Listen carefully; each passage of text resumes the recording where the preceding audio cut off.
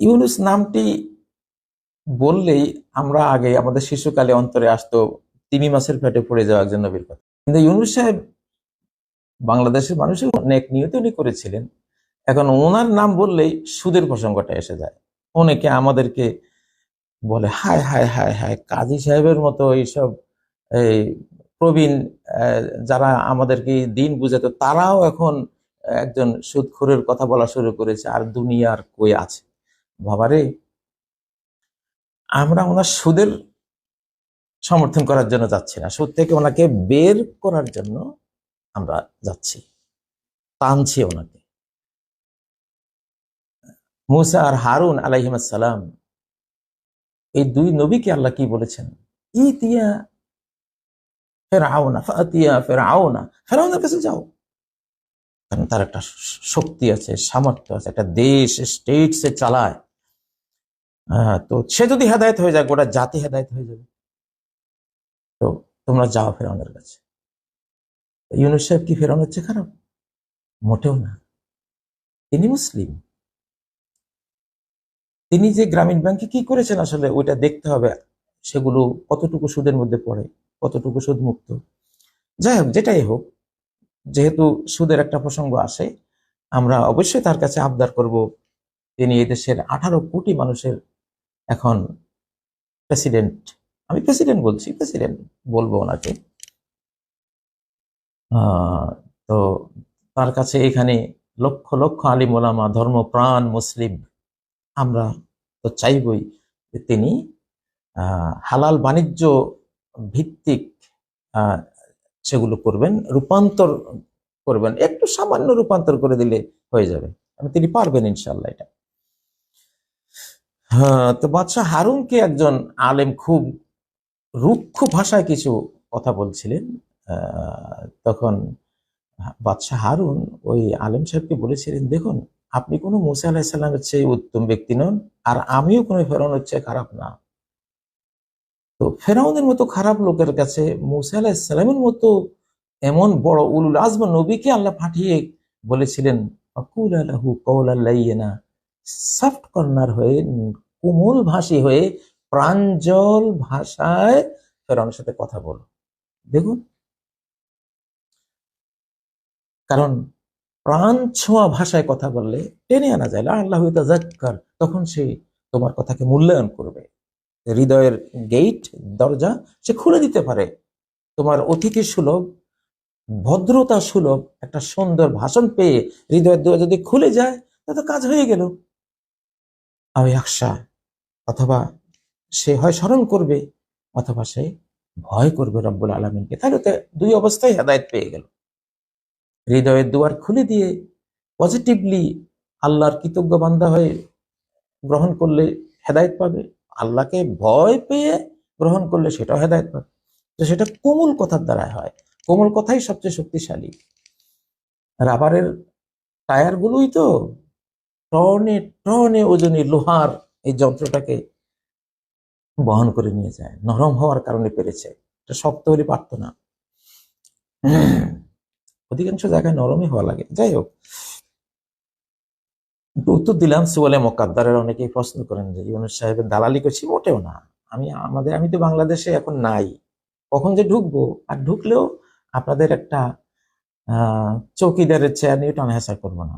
আমার চেয়ার আমি রেডি করে রেখেছি, আল্লাহর মদদে তিনি রেখেছেন। কত প্রতিষ্ঠান করে এসেছি, 6,000 মক্তব চালিয়েছি, 15টা মাদ্রাসা রেখে এসেছি, ইংলিশ মিডিয়াম বড় স্কুল রেখে এসেছি, আরো কত কত কত প্রতিষ্ঠান, সিজেডএম সেন্টার অফ জাকাত ম্যানেজমেন্টের শরিয়া বোর্ডের চেয়ারম্যান ছিলাম, যেখানে শত শত কোটি টাকা ডিসবার্স করা হয় প্রতি বছর।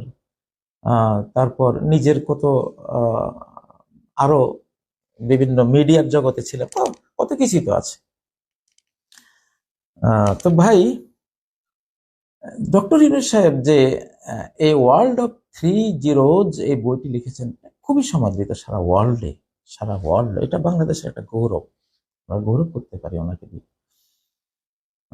তো অর্থাৎ 3 জিরো সম্বলিত একটি পৃথিবী, এমন একটা পৃথিবী যেখানে কি থাকবে, 3 জিরো থাকবে, 3টা নাই থাকবে, 3টা জিনিস থাকবে না।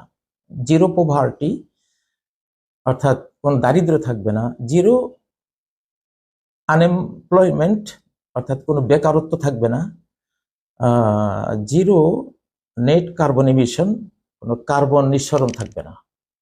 First class. জিরো পোভার্টি, দারিদ্র্য মুক্ত বিশ্ব চাই এবং বেকারত্ব মুক্ত বিশ্ব চাই, অতিরিক্ত কার্বন নিঃসরণ ওয়ালা পৃথিবী, দূষণ, বায়ু দূষণের পৃথিবী মুক্ত একটা পৃথিবী চাই। খুবই সুন্দর। তো এখন ব্যাপার হলো, একটা ওয়ার্ল্ড অফ 3 জিরোস তৈরি করতে কিন্তু আগে স্টেট অফ 3 জিরোস লাগে। হয়তো আল্লাহ তাকে এটা দিয়েছেন, কারণ যখন কোনো ধান গবেষণা করে, আবিষ্কার করে একটা নতুন জিনিস, এটাকে 2-3 একর জায়গায় আগে ফলাতে হয়। ফলালে একটা জীবন্ত নমুনা তৈরি হয়, আল-মিসালুল হাই, একটা জীবন্ত নমুনা তৈরি হলো, মডেল তৈরি হলো, যেটা নজরে আসবে, দৃষ্টিতে আসবে। যে কোনো জিনিস তার একটা সিনারিও, একটা দৃশ্য নজরে না আসলে এটা ব্রেনে যায় না, ব্রেনে না গেলে হার্টে যায় না, হার্টে না গেলে অ্যাকসেপ্টেবল হয় না, ওটা গ্রহণযোগ্য হয় না। তো ইউনূস সাহেব যে এই ওয়ার্ল্ড অফ 3 জিরোস করতে চেয়েছেন, এটার জন্য এটা শুরুতে সারা পৃথিবীতে, এটা এত বিশাল পৃথিবীতে এটা কারো নজরে আসবে না, কোথায় কি হয়েছে, যেমন আমরাই জানি না। ওনার এই বইটা সম্বন্ধে তো আমাদের জানা ছিল না। এই ওয়ার্ল্ড অফ 3 জিরোস আমরা কয়জনে জানি, এখনো বা কতজনে জানি? কারণ এটা তো ছড়ানো সারা পৃথিবীতে, 7 মহাদেশে ছড়ানো একটা বই, আমাদের কাছে আসেইনি। তো এটার জন্য ওই যে ধান গবেষণাওয়ালারা গবেষণা করে যেমন এক জায়গায় ফলায়, ওনার এই ওয়ার্ল্ড অফ 3 জিরোকে একটা ছোট্ট জায়গায় আগে ফলাতে হবে, এই স্টেট অফ 3 জিরো আগে বানাতে হবে। সেই স্টেটে সারা পৃথিবীর 7 মহাদেশের লোক আসবে, দেখবে, আরে এটা ডক্টর ইউনূস সাহেবের স্টেট অফ 3 জিরোস, এখানে কোনো পোভার্টি নেই, এখানে কোনো কিনা কয় ওই যে বেকারত্ব নাই, এখানে কোনো অতিরিক্ত কার্বন নিঃসরণ নাই, ফ্রেশ আবহাওয়া, দারিদ্র্য মুক্ত, সবাই রিচ, মোটামুটি স্বাচ্ছন্দ্যে চলে, এবং এখানে কোনো কি নাই, বেকারত্ব নেই। সুন্দর মডেল। মদিনা যেমন নবীজি মডেল বানিয়েছিলেন, মদিনার মডেলে সারা বিশ্ব সভ্য রাষ্ট্র বানিয়েছে। মদিনা মানে তো সভ্য রাষ্ট্র, তামাদ্দুনওয়ালা, তামাদ্দুন মানে সভ্যতা, সিভিলাইজেশন। আমার একটা অভিজ্ঞতা আছে, আমি যে 60টা জোনে 6000 মুক্তব করেছি, ছড়িয়ে ছিটিয়ে, একটা এখানে আর একটা 3 কিলোমিটার দূরে, একটা 5 কিলোমিটার দূরে, এটা করিনি। এক জায়গায় আমি একটা গ্রাম নিয়েছি, সেখানে এটা নবীজির মদিনা মডেল থেকে আসলে শিখেছি। সেই গ্রামে কতজন পুরুষ আছে, কতগুলো শিশু আছে, কতগুলো নারী আছে। পুরুষের জন্য পুরুষ মুক্তব, বয়স্ক মুক্তব, শিশুদের জন্য শিশু মুক্তব, নারীদের জন্য নারী মুক্তব। অর্থাৎ একটা গ্রামে যদি 400 মুক্ত প্রয়োজন, 400ই দিয়েছি ওখানে। দেয়াতে কি হয়েছে, সবাই কোরআন পড়ে, কোরআন বুঝে। শিশুরা আগে সালাম দিত না, এখন যে কোনো মুরব্বীকে দেখলে সালাম দেয়, শ্রদ্ধা করে। মা বাবার কথা শুনতো না, এখন মা বাবার কথা শুনে। নেশার একটা কালো ছোবল হানা দিয়েছিল শিশু কিশোরদের মধ্যেও, সেটা আর নাই। তাহলে এটা দেখে হলো কি, পাশের গ্রামের লোকেরা আসে, হঠাৎ করে এই গ্রামে ঢুকলে সবাই সালাম দিচ্ছে, শিশুরা কত আদব লেহাজ, মেয়েরা কত শালীন ড্রেস, বোরকা শালীন ড্রেসে চলে, আলতু ফালতু কোনো যুবকদের কোনো নেশার আসর দেখা যায় না। কি ব্যাপার, এটা চেঞ্জ হলো কিভাবে, এরকম ছিল না আগে। তখন ওরা দেখে, ওরা বলে, না, এরকম একটা মক্তব আমাদেরও বানাতে হবে, এমন একটা জোন আমরাও চাই। আমার কাছে আসতো কত তারা।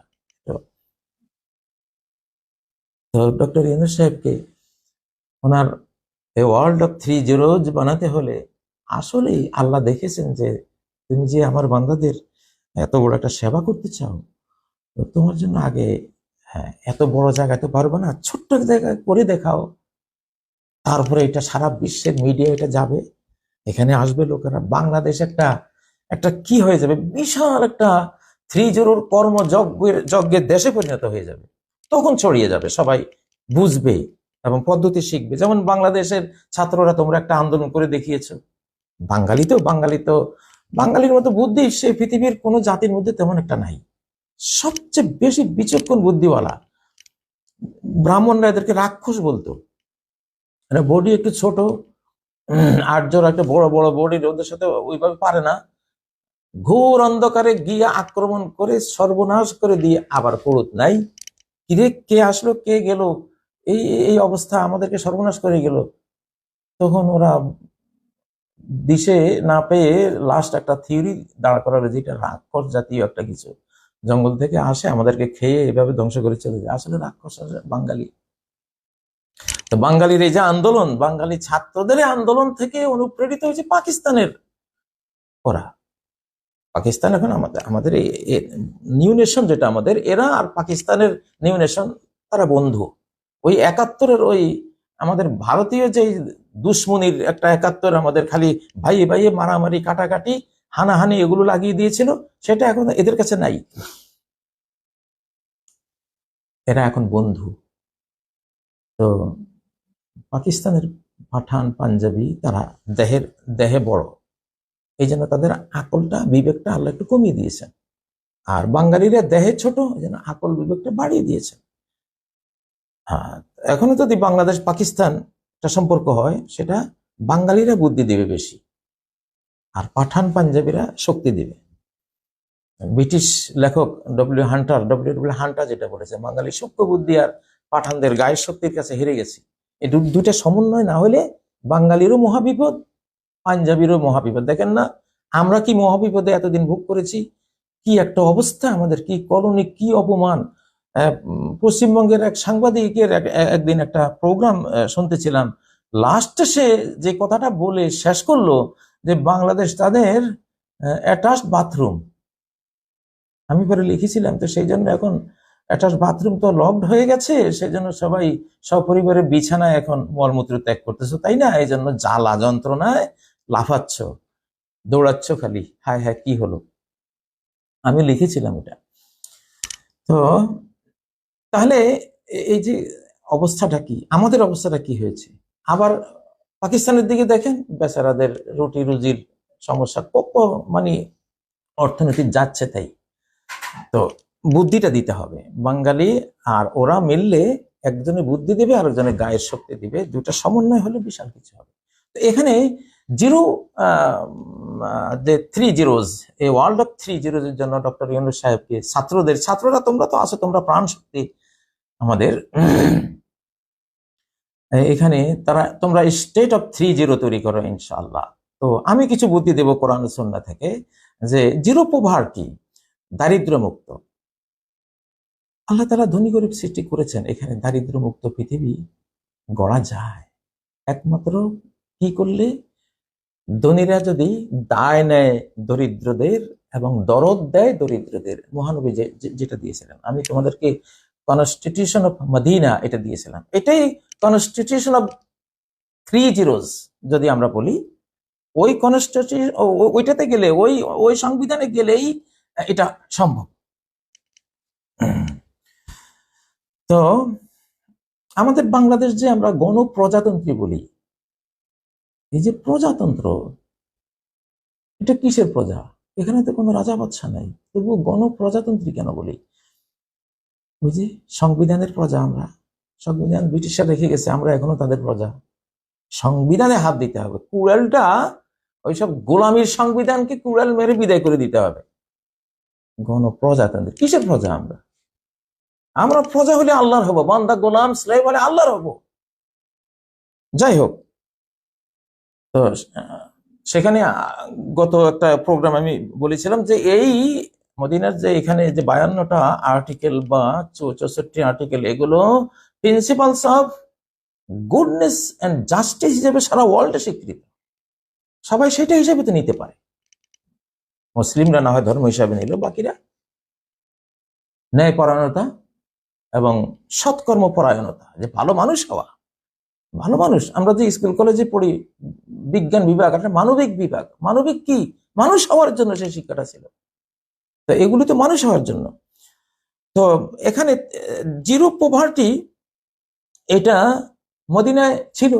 জাকাত দেয়ার সব লোক 25 বছরে দেখা গেল মদিনা মানে সভ্য রাষ্ট্র, নবীজির তৈরি সে সভ্য রাষ্ট্রে শুধু জাকাত দেয়া লোক, জাকাত খাওয়ার কোনো লোক নাই। মুঠি ভরা জাকাত, স্বর্ণের জাকাত নিয়ে ঘুরতেছে। ইয়াহুম্মুহু মান ইয়াকবালু সাদাকাতাহু, সহিহ বুখারীর বর্ণনা যে সে দুশ্চিন্তায় ভুগছে, কারে দেব, জাকাত তো কেউ নিচ্ছে না।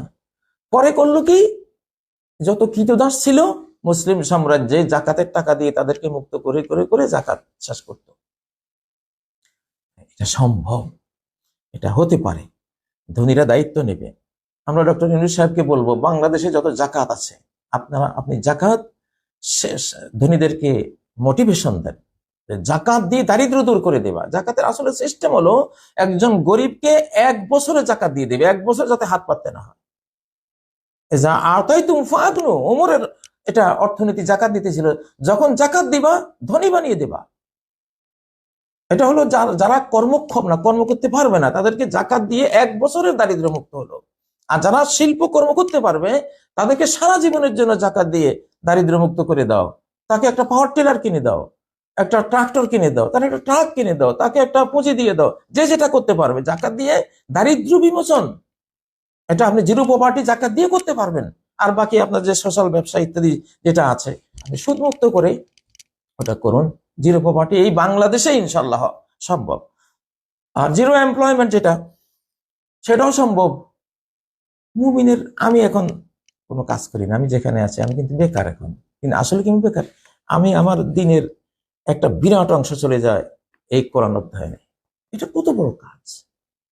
রাতের বিশাল একটা অধ্যায় চলে যায়, আমরা সালাতের মধ্যে কাটিয়ে দিই, স্রষ্টার সাথে কথা বলি। আসলে যে সবচেয়ে কাছে আমরা তাকেই রাখি সবচেয়ে দূরে। কত বড় বেইনসাফি। আমরা জাস্টিস শুরু করতে হবে স্রষ্টার সাথে আগে। আপনি সারাদিন স্রষ্টার সাথে কথা বললেন। আমি ডিবি হারুনের ওখানে আমাকে যখন নেওয়া হয়েছিল, তো তার হাবভাব দেখে আমার কাছে মনে হলো যে অন্যরকম মানুষ। আমি বলেছিলাম, আমরা কিন্তু স্রষ্টার সাথে কথা বলি, আমাদের কথা হালকা মনে করেন না। এ কথা শুনে লোকটা বলল, মানে মারার কথা বললো আমাকে। স্রষ্টার সাথে কথা বলা যায়? আরে তুমি যত প্রেয়ার দাও সবই তো স্রষ্টার সাথে কথা বলছো, আর যত তেলাওয়াত করো স্রষ্টা তোমার সাথে কথা বলছে। ওয়ানাহনু আকরাবু ইলাইহি মিন হাবলিল ওয়ারিদ, তিনি তোমার জীবন শিরারও কাছে। আমার স্ত্রী তো আমার এত কাছে না, আমার সন্তানও তো আমার এত কাছে না, কেউ তো আমার এত কাছে না। আল্লাহ আমার যত কাছে, আমার প্রাণের চেয়েও তিনি আমার বেশি কাছে। সারাদিনে তার সাথে কথা বলা যায়, আমরা বলি। তাহলে জিরো পভার্টি আপনি যদি করতে চান, ইসলামের একটা ইজম আছে, সালাত। ইসলামের একটা থিওরি হলো সালাত। আপনি সালাত দিয়ে দারিদ্র মুক্ত করতে পারেন।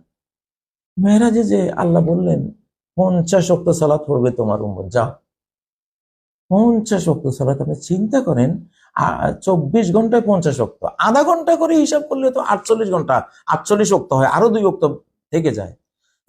তার মানে মসজিদ থেকে আর বাড়িতে আসার দরকার থাকতো না, যদি 50 ওয়াক্তই থাকতো। তাহলে আমরা ব্যবসা করতাম কখন, কৃষি করতাম কখন, আমরা জীবন কর্ম করতাম কখন? তখন কি না খেয়ে মরে যেতাম না। মানে আল্লাহ একটা জিনিস ইঙ্গিত করেছেন, তুই যদি সারাদিন সালাতে কাটাস, তোর ব্যবসা বাণিজ্য লাগবে না, তোর কিছুই লাগবে না, তোর আমি আকাশের রিজিক, জমিনের নিচে রিজিক দিয়ে আমি 24 ঘন্টা তোকে বলবো। যেমন মানে ইসরায়েলকে আকাশ থেকে খাদ্য ভরার ট্রে, সূরা মায়দা আমি তো খাদ্য ভরার ট্রে আকাশ থেকে আসতো, ফল মূল মাংস সবকিছু রান্না করা একবারে ট্রে। আল্লাহু আকবার।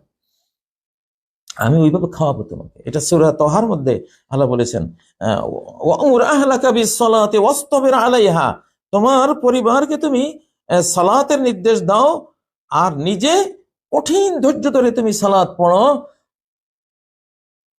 লা নাসআলুকা রিজকা, তাহলে আর রিজিক ইত্যাদি নিয়ে তোমার চিন্তা লাগবে না, নাহনু নারযুকুক, আমি তোমারে খাওয়াবো। জেলে যখন গিয়েছিলাম এটাই করেছিলাম।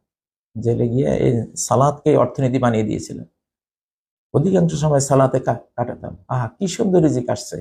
জেলের মধ্যেও খেয়েছি, পরিবারও খেয়েছে, আমার প্রতিষ্ঠানগুলো চলেছে, সবকিছু। সালাদকেই আমার ইকোনমি বানিয়ে নিয়েছিলাম তখন। এটা কোরআনের এই নির্দেশের কারণে। যাই হোক, জিরো পভার্টির জন্য আপনার সালাদ বেসড ইকোনমি এটাও জাতিকে দিবেন। শুধু কর্মে কেবল জিরো পভার্টি করা সম্ভব না, সাথে সালাতও লাগবে। আর আনএমপ্লয়মেন্ট, যেটা জিরো আনএমপ্লয়মেন্ট যদি করতে চান, মুমিনের কাজ কি? তার দুনিয়ার কাজ নাই, সে আখিরাতের কাজ নিয়ে ব্যস্ত। তসবিহ, তাহলিল, জিকির, আজকার, আল্লাহ, আরো বড় কাজ। দুনিয়ারে খুচরো কাজ নাই তো আখিরাতের বড় কাজ। বেকার থাকার তো সুযোগই নাই। সালাদ পড়ে ফেলেন। বেকার আছি, একটু সালাদ পড়বো। বেকার আছি, একটু তেলাওয়াত করবো, একটু হাদিসের স্টাডি করব। বেকার আছি, একজন কাজ করতেছে তার সহায়তা করব।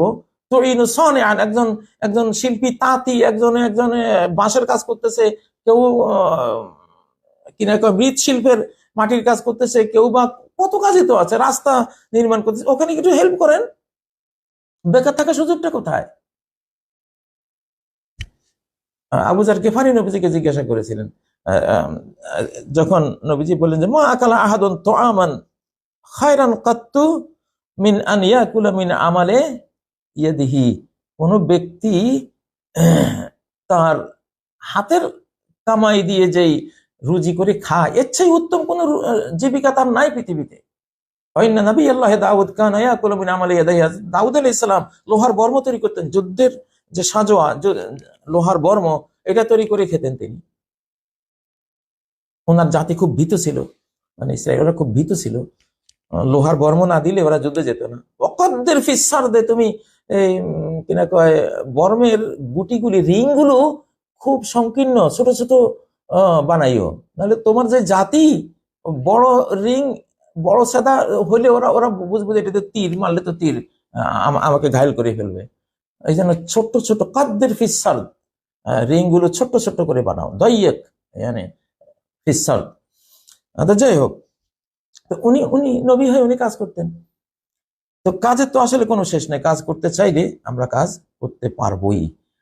আচ্ছা, আবু যার গিফারি প্রশ্ন করতে করতে যখন নবীজি বললেন যে হয় তুমি কোনো শিল্প করো, শিল্প করতে পারো না, একজন শিল্পীকে সাহায্য করো, বলে যদি শিল্পীকে সাহায্য করতে না পারি তাহলে তাকে নাসা সাররা নাফসিক, তাহলে মানুষকে তোমার অনিষ্ট থেকে অন্তত বাঁচিয়ে রাখো, এটা একটা উত্তম আমল। চুরি করো না, ডাকাতি করো না, হাইজাকারি করো না, দুর্নাম করো না, এগুলি করো না, এটাও একটা কাজ।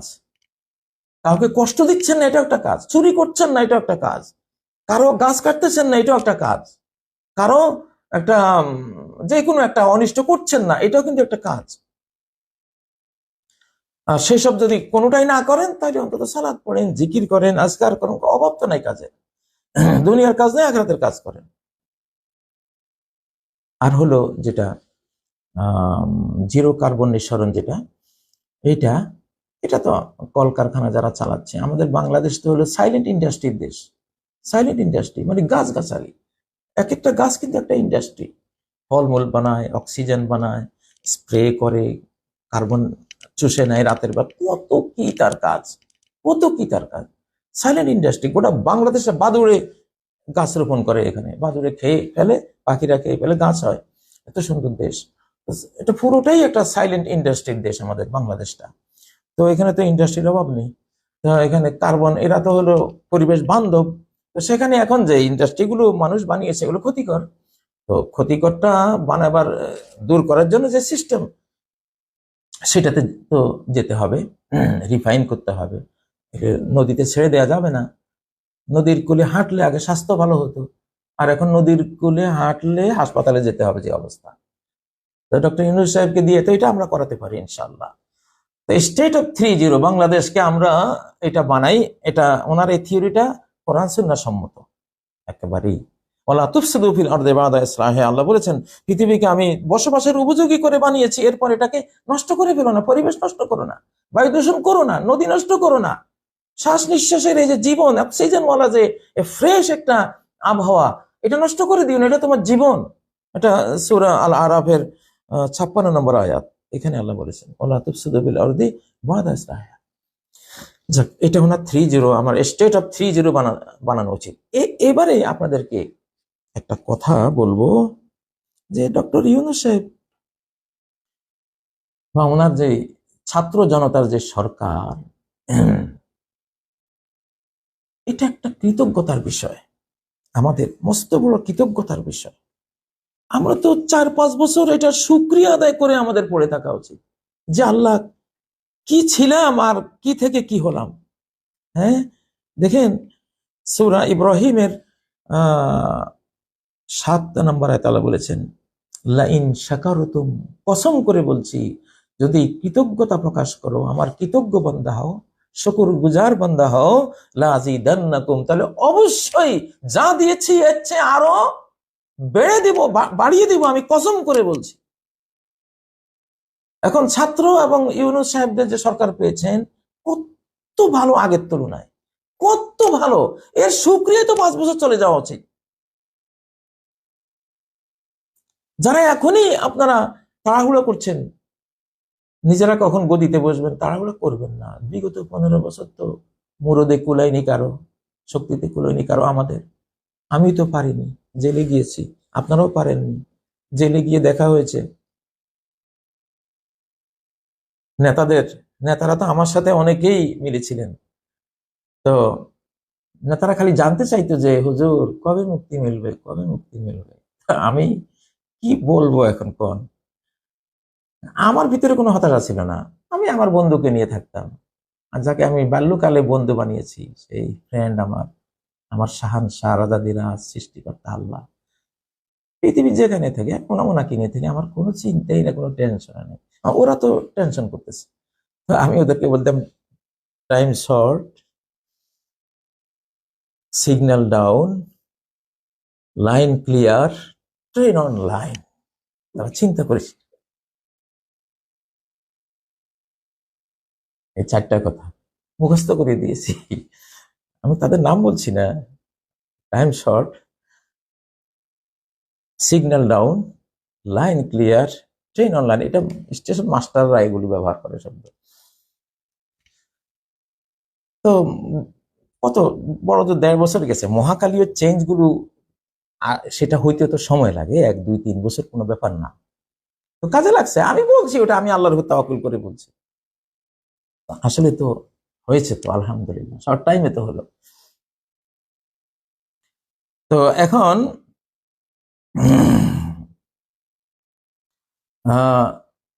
ইউনূস সাহেবকে নিয়ে আপনারা তাড়াহুড়ো করবেন না, খালি শুকরিয়া আদায় করেন যে আল্লাহ একটা কথা, আমি এই বাংলাদেশ, স্বাধীন বাংলাদেশের 24 সেপ্টেম্বর 2021 স্বাধীন সমৃদ্ধ বাংলাদেশ চাই, শুধু এই খোদবাটা দিলাম বাস। 2 দিনের মাথায় 27 সেপ্টেম্বর আমি বন্দী। কোন দেশে ছিলাম? এই দেশের সরকারটা তখন ভারতের সরকার ছিল, যে দলটা এই সরকারটা পরিচালনা করতো তারা ভারতীয় দলই ছিল, তারা কোনো আমাদের বাংলাদেশের না। এই জন্য সেদিন একটা কবিতা বলেছিলাম আপনাদেরকে, দুরঙ্গি ছোড় দে একরঙ্গি হো যা, ইস্ট ওয়েস্ট নেহি বাংলাদেশি হো যা। বাংলাদেশি হতে হবে আমাদেরকে। আগামী দিনে বাংলাদেশের পাসপোর্ট যার কাছে থাকবে, বাংলাদেশের ভিসা যার থাকবে, সারা ওয়ার্ল্ডে সে সমাদৃত হবে ইনশাআল্লাহ। এমন একটা দেশ এটা, বাংলাদেশি হয়ে যান সবাই। তো যে কথাটা বলতে চাই, শুকরিয়া আদায় করেন। 4-5 বছর শুকরিয়া খালি আল্লাহর কাছে, আল্লাহ বাঁচাইছে তুমি। 15-17টা বছর কি ছিলাম আল্লাহ, একটা কথা বলা যেত না, হ্যাঁ, একটা অধিকার ছিল না।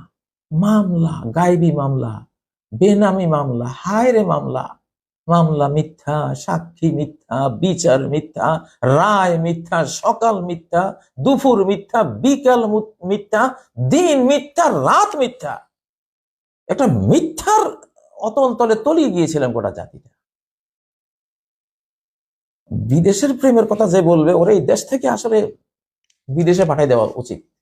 বাংলাদেশ প্রেমিক হবেন, বাংলাদেশ প্রেমিক চাই আমরা। বাংলাদেশে বসে বিদেশ প্রেমিক, বিদেশে প্রেম করবেন, ছাড়বো না আমরা। আমরা কাজ করবো শাহানশাহকে দিয়ে, শাহানশাহ আপনাকে ডিলিট করে দিবেন ইনশাল্লাহ এই নাশকরির কারণে।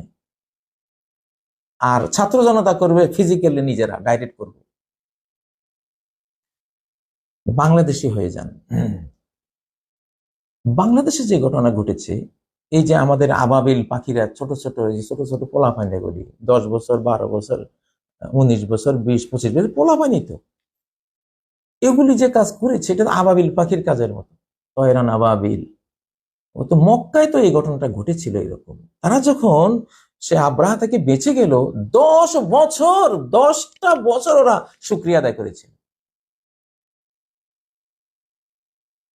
যে হায় রে, আমরা তো পারতাম না, আমাদের আল্লাহ উনি পেরেছেন, উনি আমাদেরকে বাঁচিয়েছেন। 10 বছর কোনো মূর্তি পূজা করেনি ওরা। ইতিহাস আপনারা ঘেটে দেখুন, 10টা বছর মূর্তি পূজারীরা, মূর্তি নির্মাতারা মূর্তি পূজা করেনি। শুকরিয়া, আল্লাহ তুমি বাঁচিয়েছো, তোমাকে আমরা ডাকবো। এই যে সরকারটা পেয়েছেন আপনার ছাত্র এবং ইউনুস সাহেবদের যে যে যে সরকারটা পেয়েছেন, কিভাবে আমরা বলি যে আপনারা কবে আমাদেরকে গদিতে বসাবেন, নির্বাচন দিবেন? আরে বাবা, তুমি গত 15 বছর কই ছিলে? ওই সময় তো কিছু করতে পারোনি। আমি ব্যর্থ ছিলাম, তুমি ব্যর্থ ছিল, সমস্ত দল ব্যর্থ ছিল, সেনাবাহিনী ব্যর্থ ছিল, যত বা সবাই আমরা ব্যর্থ ছিলাম। এই আবাবিল পোলাফান দিয়ে আল্লাহ তাআলা দিয়েছেন, আল্লাহ দিয়েছেন, শুকরিয়া আদায় করে। যাক না 4টা 5টা কয় বছর যাক না। ইউনুস সাহেব খুব মাশাআল্লাহ খুব ভালো জ্ঞানী মানুষ, হয় না? জ্ঞানী শত্রু বলো না, আল আদুল আকিল আহরা আলাইকা মিনাস সাদিকিল আহমাক। বেকুব বন্ধুর চেয়ে জ্ঞানী শত্রু অনেক উত্তম। এটা তো কোরআনিক সূত্র, মুসা আলাইহিস সালামের ঘটনা থেকে এই কথা এসছে। উনি যে যে ওনার ওনার যে মানুষটার সহযোগিতা করতে গিয়া, ওনার নিজের গোত্রের যে মানুষের সহযোগিতা করতে গিয়া ফেরাউনের দারোগাকে থাপ্পড় মেরেছিলেন, সে যে মারা যাবে উনি তার করতে পারেননি, এক থাপ্পড়ে মরে গেছে। হেভি ওয়েট না নবীরা। পরের দিন আবার ওই লোকের সাথে আরেক ফেরাউনের আরেক লোকের গন্ডগোল। এখন সে বলতেছে মুসা আমারে বাঁচা। মুসা আলাইহিস সালাম আছে বলতেছে ইন্নাকা লাগাবিয়্যুম মুবিন, তুই আসলে বড় গোমরা রে, তোর কারণে কালকে আমি একটা লোকের থাপ্পড় দিলাম, সে মারা গেল, আজকে আবার তোর লোকে এত গন্ডগোল কা মানুষের? যার লোকে সবার গন্ডগোল সে ভালো মানুষ না। আমাদের পার্শ্ববর্তী প্রতিবেশীটা সবার লগে গন্ডগোল, শ্রীলঙ্কার লগে দা কুড়াল, হের কিনা কয় পাকিস্তানের সাথে তো দা কুড়াল আছে, চীনের সাথে দা কুড়াল, তা শ্রীলঙ্কা, তারপরে আশপাশে আরো যতগুলি, নেপালের সাথে দা কুড়াল, বাংলাদেশের সাথে দা কুড়াল ছিল। অভ্যাস খাচ্ছত খারাপ হলো ওদের, ওদের খাচ্ছত খারাপ, আমাদের বাংলাদেশের কিছু করার নাই। আমরা তাদের মুখাপেক্ষী না, তারা আমাদের মুখাপেক্ষী। তারা নিজের অস্তিত্ব রক্ষা করতে হলে আমাদের বিকল্প নেন। বাংলাদেশটা হার্ট ওদের, ওদের নেকের নিচে, গলার নিচে আমরা তাদের হার্ট, তাদের দরকার আমাদের, আমাদের ওদের তেমন দরকার নাই। আমাদের জন্য আকাশ খোলা, রিজিক আকাশ থেকে আসে আর নিচ থেকে আসে।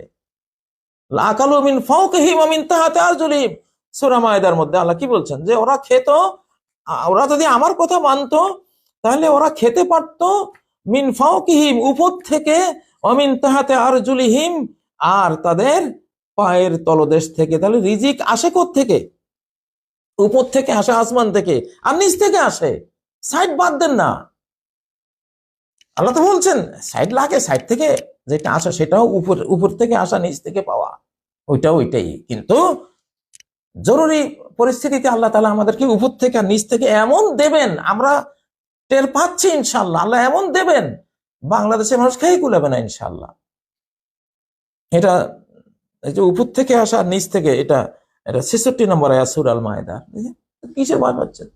রিজিক কি সাইড থেকে আসে? রিজিক উপর থেকে আসে, নিচ থেকে আসে। মূল রিজিকটা, বেসিক রিজিকটা এখানে আসে। আর আমাদের রিজিকের 90% আমাদের সমুদ্রের পথে, কারো উঠান দিয়ে আমাদের যাওয়ার দরকার নেই। তারপরে সেটা আমরা না করছি না, কিন্তু সেটা সেই ওয়েতে আত্মমর্যাদা, আমাদের সম্মান দিয়ে আমাদের সাথে চলতে হবে, থাকতে হবে। আমাদেরকে আপনারা আপনাদের অ্যাটাচ বাথরুম, তারপরে হাবিজাবি কথা, ছোট্ট দেশ, কিসের ছোট্ট দেশ আমরা? কিসে? বাংলাদেশের ইন্টারন্যাশনাল একটা আয়তন আছে, 4,17,07,500, 4,17,00,000 বর্গ কিলোমিটার ওলা দেশ এটা বাংলাদেশ। মুসলিম ওয়ার্ল্ডের একটা লেজ এটা। হাতির লেজ টানলে হাতিটা এসে পড়ে। বাংলাদেশ নিয়ে ফাজলামি করবে না, টানাটানি করবেন না, গোটা মুসলিম ওয়ার্ল্ড এসে পড়বো আমি, এটা আছে সামনে।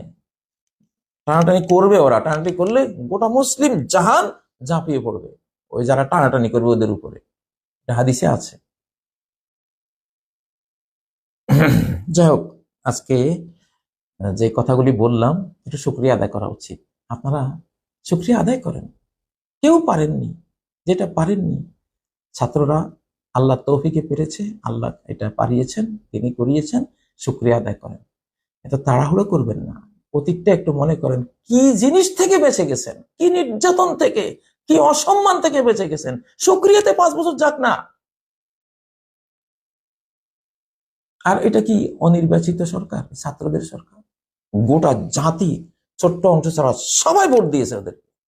নির্বাচন কাকে বলে? আমি তাকে ভোট দিয়েছি, সমর্থন দিয়েছি। ডক্টর ইউনূসদের যে সরকারটা, আমি ছাত্রদের কথা বলবো, ছাত্র এবং ইউনূস সাহেবদের যে সরকার সমর্থন দেয়নি, আপনারা দেননি। গোটা জাতির শুধু একটা জালিম অংশ ছাড়া সবাই সমর্থন দেয়নি। এটা নির্বাচনের বাবা হয়ে গেছে এখানে। নির্বাচন কাকে বলে? নির্বাচনের বাবা হয়েছে এখানে। গোটা জাতির প্রায় 16 কোটি মানুষ তাদেরকে সমর্থন দিয়েছে।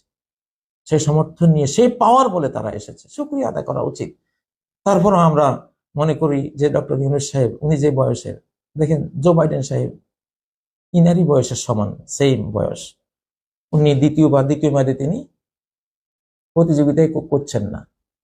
বয়সের তো একটা দোষ গুণ আছে। ইউনূস সাহেব সেই বয়সে, উনি থাকলে কদিন থাকবেন? আপনার এই ক্ষমতা ধরে উনি সময়টা আছে? সময়টাই তো নেই। তো ওনাকে একটু ফ্রিলি কাজ করার সুযোগ দেন আপনারা। ইনশাল্লাহ উনি এই ওয়ার্ল্ড অফ 3.0 যেটা আকাঙ্ক্ষা করেছেন, হয়তো ওনার নেক নিয়ত আছে, আল্লাহ জেনেছেন। আল্লাহ এই জন্য স্টেট অফ 3 তৈরি করার একটা সুযোগ ওনাকে দিয়েছেন। আমরা সবাই ওনার সাথে আমরা হেল্প করবো, সবাই মিলে হেল্প করবো। এটা লক্ষণ দেখেন না? আগে বন্যা হলে সরকার চেষ্টা করত, আর এইবার গোটা জনগণ ঝাঁপিয়ে পড়ে, সরকারের কোনো এখানে প্রয়োজনে হয় নাই। আল্লাহ তাআলা তৌফিক দেন। আমরা ধৈর্য ধরি, আমরা সবর করি, আমরা শুকরিয়া আদায় করি। আমরা ইনশাআল্লাহ রাষ্ট্র সরকারের সাথে থেকে স্টেট অফ 3 তৈরি করে মডেল বানিয়ে আমরা দেখাবো ইনশাআল্লাহ। আল্লাহ তৌফিক দেন। সুবহানাকাল্লাহুম্মা ওয়া বিহামদিক, আশহাদু আল্লা ইলাহা ইল্লা আনতা আস্তাগফিরুকা ওয়া আতুবু ইলাইক। আসসালামু আলাইকুম ওয়া রাহমাতুল্লাহি ওয়া বারাকাতুহু।